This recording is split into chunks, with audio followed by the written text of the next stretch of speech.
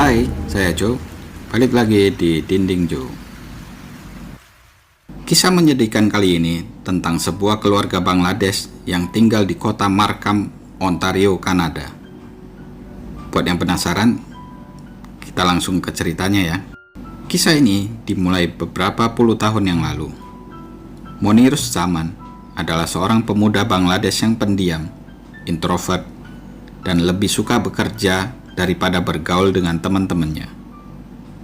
Di usianya yang masih muda, Monirus memutuskan pindah ke Kanada untuk mencari pekerjaan yang lebih baik.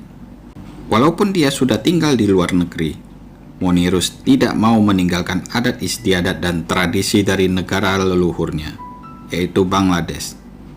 Dia bahkan tetap mengenakan pakaian Bangladesh untuk kegiatan sehari-harinya. Beberapa tahun kemudian, Monirus kembali ke Bangladesh untuk menikah.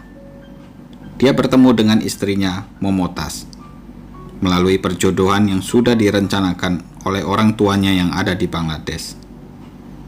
Setelah menikah, Monirus memboyong istrinya ke Kanada. Mereka berdua tinggal di kota Markham, Ontario, Kanada, dan di sana Monirus bekerja sebagai sopir taksi. Karena dia rajin bekerja, dia mendapatkan penghargaan sebagai supir teladan di sana. Pada tahun 1996, lahirlah anak pertama mereka yang bernama Menhas Zaman. Dan 2 tahun kemudian di tahun 1998, lahir anak kedua mereka yang bernama Malesa Zaman.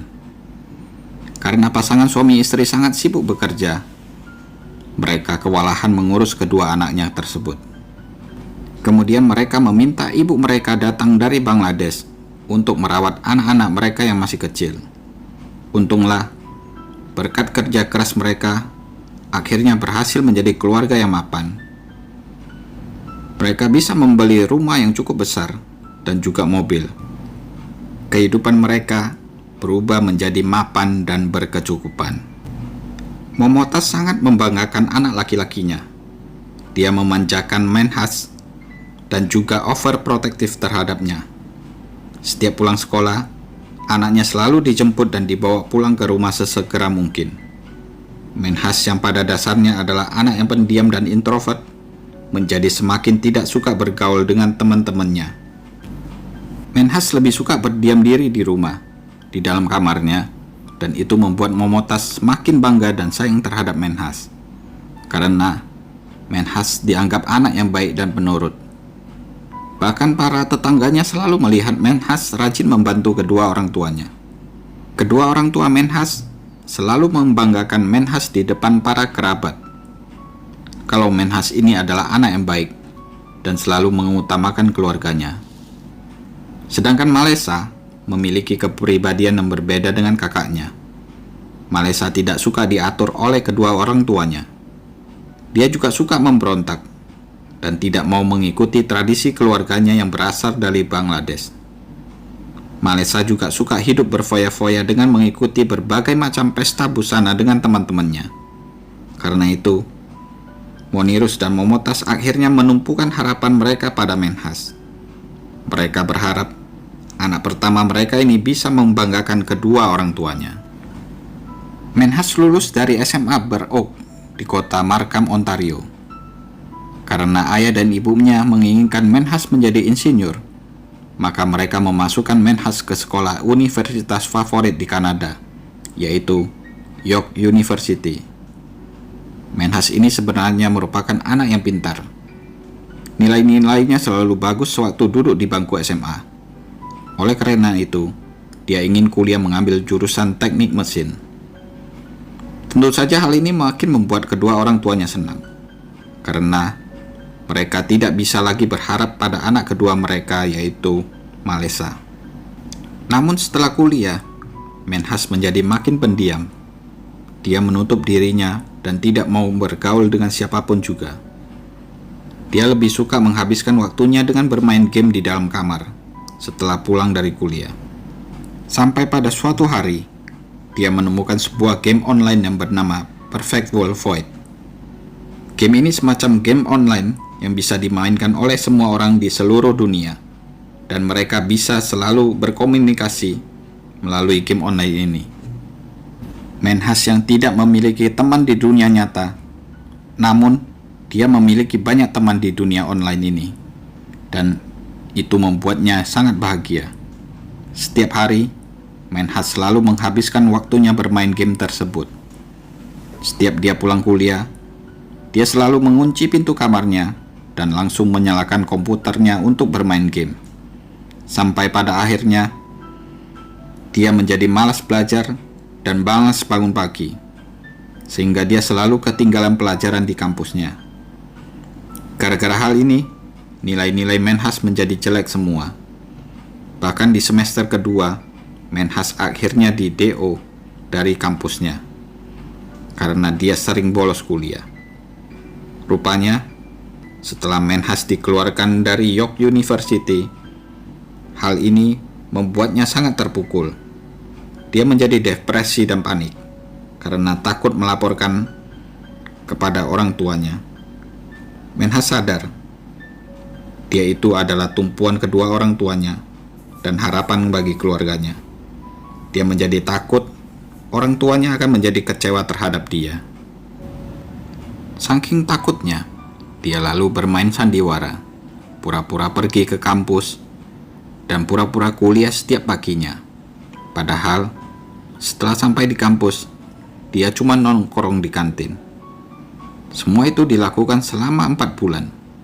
Dan setelah 4 bulan berlalu, Menhas memutuskan untuk tidak lagi nongkrong di kantin kampusnya. Sekarang, dia nongkrong di mal-mal. Dia sengaja mencari kafe yang ada wifi-nya, sehingga dia bisa bermain game online dari pagi sampai sore. Semua itu dilakukan oleh Menhas selama 4 tahun. Jadi, dia menipu kedua orang tuanya sampai dia berusia 23 tahun.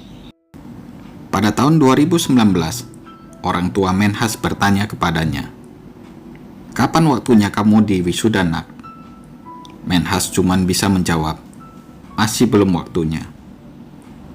Tetapi karena didesak terus-menerus, akhirnya Menhas membohongi kedua orang tuanya dengan mengatakan kalau dia akan diwisuda pada tanggal 28 Juli 2019.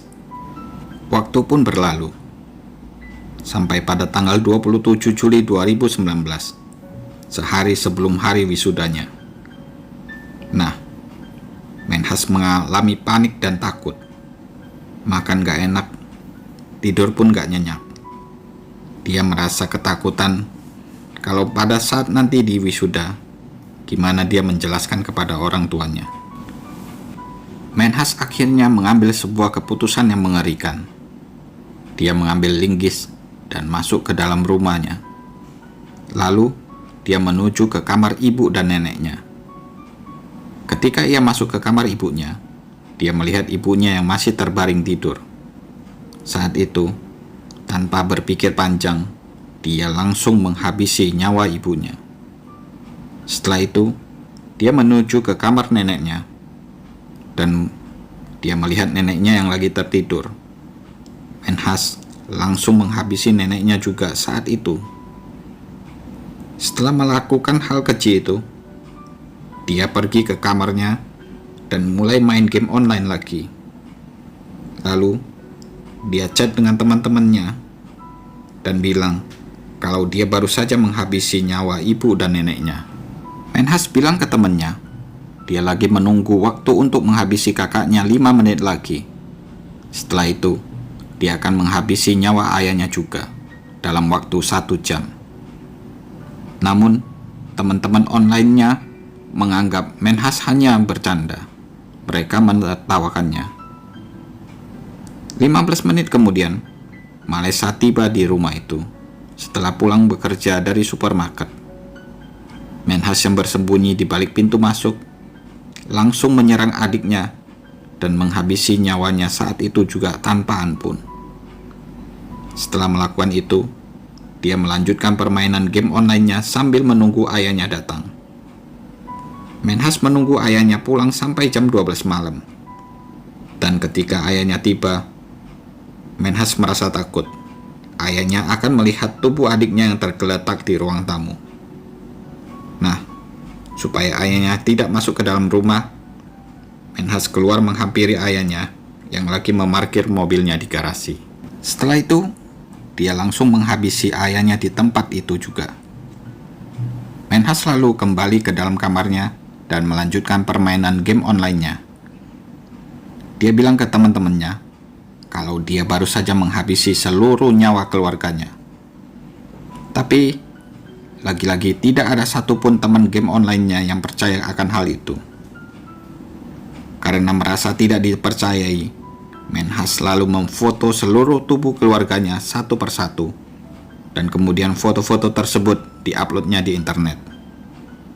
Kemudian, ada salah satu teman game online-nya yang bertanya, "Apa yang akan kamu perbuat setelah ini?"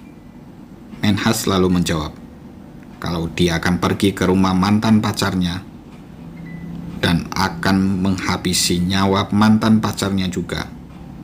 Setelah itu, dia akan bersenang-senang di sana. Teman-teman game online-nya yang mendengar hal itu menjadi takut. Mereka akhirnya membuat grup WhatsApp dan mengundang Menhas, lalu mendiskusikan apa tindakan selanjutnya yang akan mereka lakukan.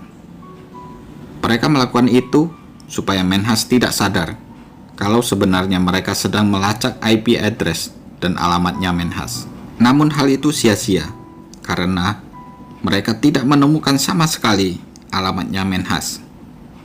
Untungnya, salah satu pemain game online bisa mendapatkan alamat Menhas dari akun PayPal-nya Menhas. 12 jam kemudian, polisi akhirnya mulai mendatangi rumah Menhas. Ketika polisi masuk ke rumah Menhas, mereka menemukan tubuh ayah Menhas di garasi, dan juga tubuh adik Menhas di ruang tamu. Polisi pun menuju kamar Menhas. Namun, pintu kamarnya terkunci. Polisi berusaha mendobrak pintu kamar Menhas. Dan saat pintu kamar didobrak, Menhas masih sempat menulis chattingannya. Polisi sudah datang. Selamat tinggal teman-teman. Akhirnya, Menhas dibawa ke kantor polisi dan ditahan di sana. Pada tahun 2020, persidangan Menhas dimulai. Di persidangan tersebut, Menhas mengatakan kalau dia melakukan hal tersebut karena dia tidak mau kalau orang tuanya malu memiliki anak laki-laki seperti dirinya.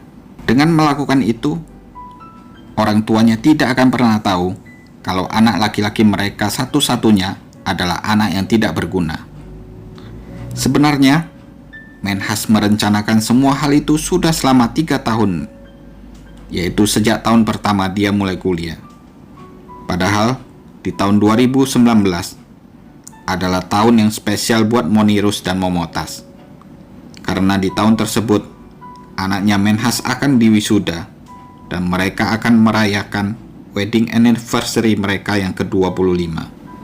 Menhas akhirnya didakwa hukuman 4 kali hukuman penjara seumur hidup, tanpa kemungkinan bebas bersyarat selama 40 tahun. Menhas boleh mengajukan pembebasan bersyarat pada saat dia berusia 60 tahun. Dan dia harus menyerahkan DNA-nya untuk dicatat di kantor polisi. Dia juga dilarang memiliki senpi selama 10 tahun jika dia dibebaskan secara bersyarat. Nah, gimana menurut kalian? Tulis di kolom komentar ya.